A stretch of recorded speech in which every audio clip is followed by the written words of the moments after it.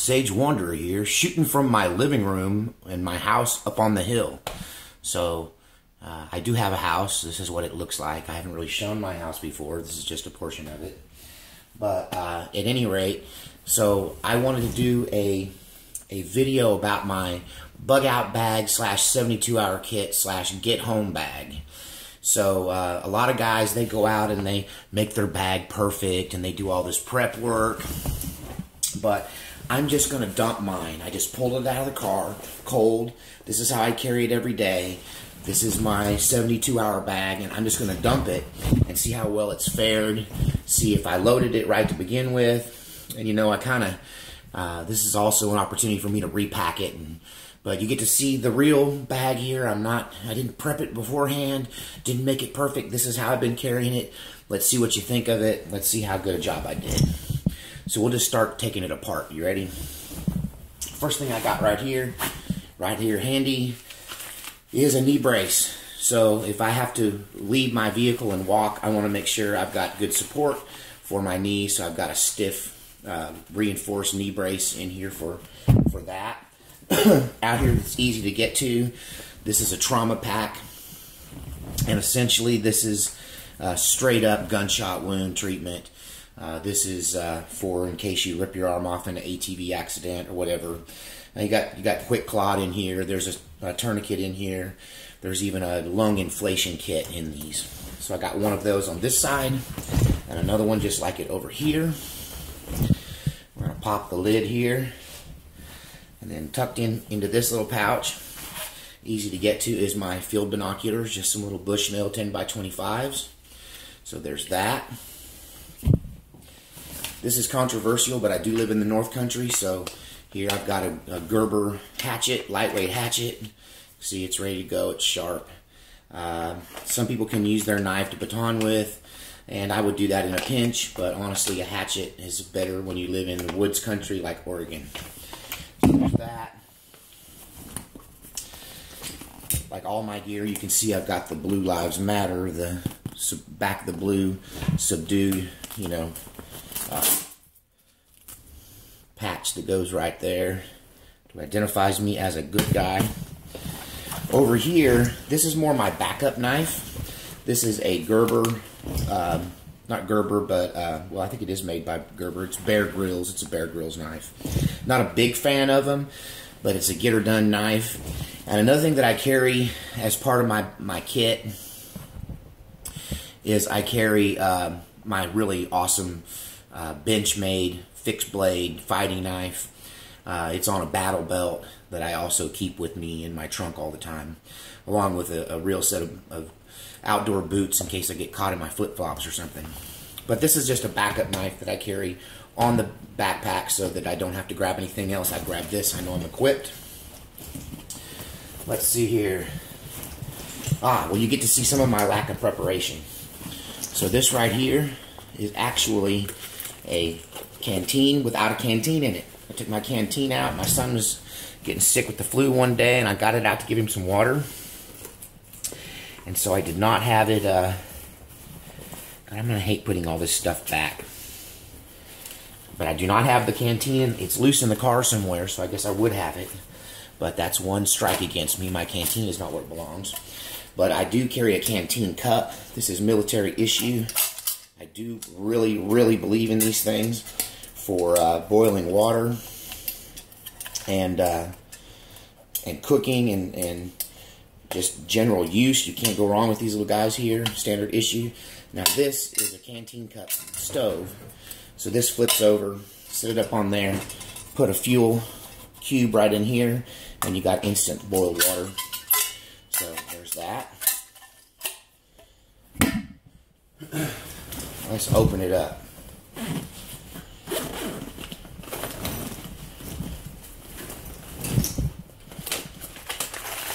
So, got food for that.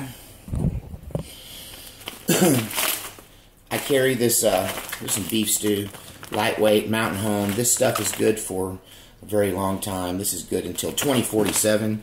So, you know, what, 30 years? 30 years of storage. So you got that. And let's see here. paracord, black variety. So I got some food, some paracord. Right on top, I always carry leather gloves. These are just plain work gloves. This is good for getting things that are hot out of the fire, or if you're building a shelter, keep your hands safe. I got more of this dehydrated food. Overall, I got 3 packs of dehydrated food in my backpack. Oregon has plenty of water, so water is typically not an issue.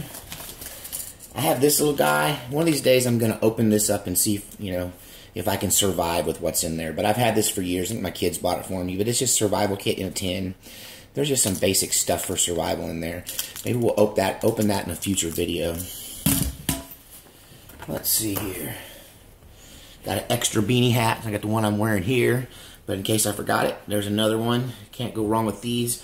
In Oregon especially, that's like very important. Even in the summertime. It gets cold here. Rain pants. Now my rain jacket actually is part of this kit too, but I've been using it, so it was draped over the top of it, but I did have it with me. But I got rain pants. You need rain gear in Oregon. You can't be messing around in Oregon without rain gear. Spare set of socks, wool socks. I gotta tell you, taking care of your feet in the woods or in a survival situation, so important. I also keep a good set of boots in the back as well. So there's my socks, wool socks. Gotta love it. More food. So you had the 3 meals, the dehydrated food. This is a 3-day ration bar. I do recommend these. They last for a long time. This is a 2,400 calorie bar. So you could, between these food items here, I've got enough food for 3 days, easy, no problem. Plenty. Let's see here. This is a little extravagant, but once again, we live in I live in really cold, wet country. So the emergency candle from Sterno, this will help you start a fire. This will give you light. This wax is a fire starter. And once again, this is assuming I might have to take as much as a week to get home. So having a serious candle, maybe overkill. This might be something I would ditch, cut a chunk of it off and ditch the rest if I was worried about weight. Let's see here. This is kind of important that I have multiple sources of fire. So there's the big barbecue lighter. There's a 4-pack of food, so I guess I got paranoid about the food. I got 4 dehydrated rations in there.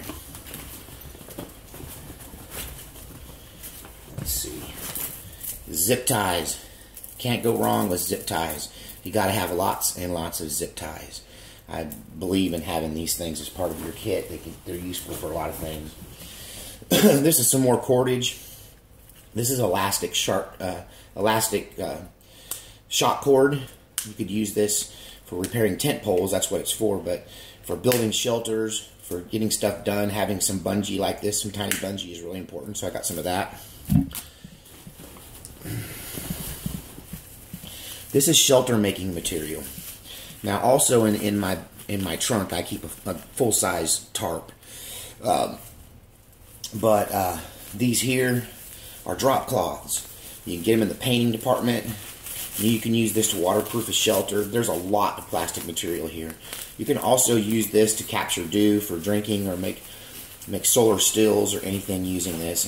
And 2 big pieces of it, which would make you a big apartment size shelter really, is so lightweight it's almost nothing. So I use drop cloths. I keep those in there for shelter making material. All right, where are we at here? Another lighter. Can never have too much fire making materials. Then we're going to talk about water. So here is my water bladder. It's got a special pocket in there. It stores this. You've got your bite valve here, which hangs on the backpack so you can pretty much drink it whenever. Just as fresh as the day I put it in there. These have antimicrobial elements to them.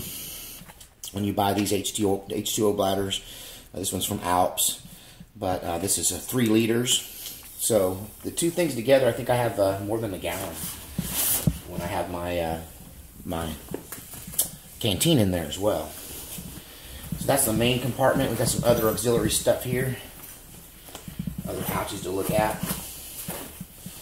So here I keep a flashlight. Also, my tactical flashlight is on my battle belt, but which I'll do another video on. But this is just a little hand crank guy here. So I always got light. As you can see there, hand crank light. I need to replace this with one that's got a USB port on it so I can use the crank to power my phone up in case I need to make a phone call. Also in here I keep another knife, so multiple layers of protection. This is an old Swiss Army knife, had it for years. Basic Swiss Army knife plan. Mine's got a screwdriver on it instead of a bottle opener, instead of a corkscrew. The two blades. What I like about this particular one, it's like a Leatherman tool in the fact that it has a nice little set of pliers there, small set of pliers for getting work done. But there's a Phillips head, regular head screwdriver. You know the drill with the Swiss Army knife. Also, I have in here, get it out, I got a fire starter up in here. Remember how to open it. There we go. And it'll throw some spark. Let me see if I can get some spark happening here. Why is it not going? There we go.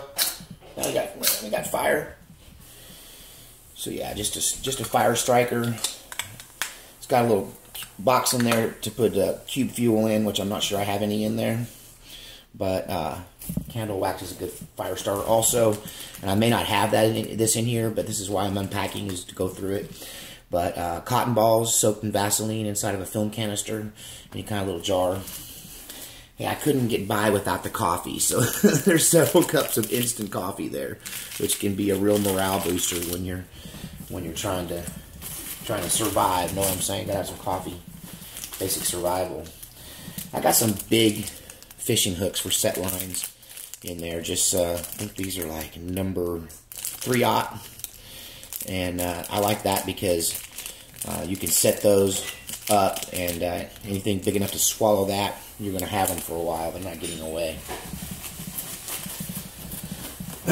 Also have fishing gear in my vehicle all the time anyway. What else have I got here? Oh gosh, here we go. Water purification, really important. So this is the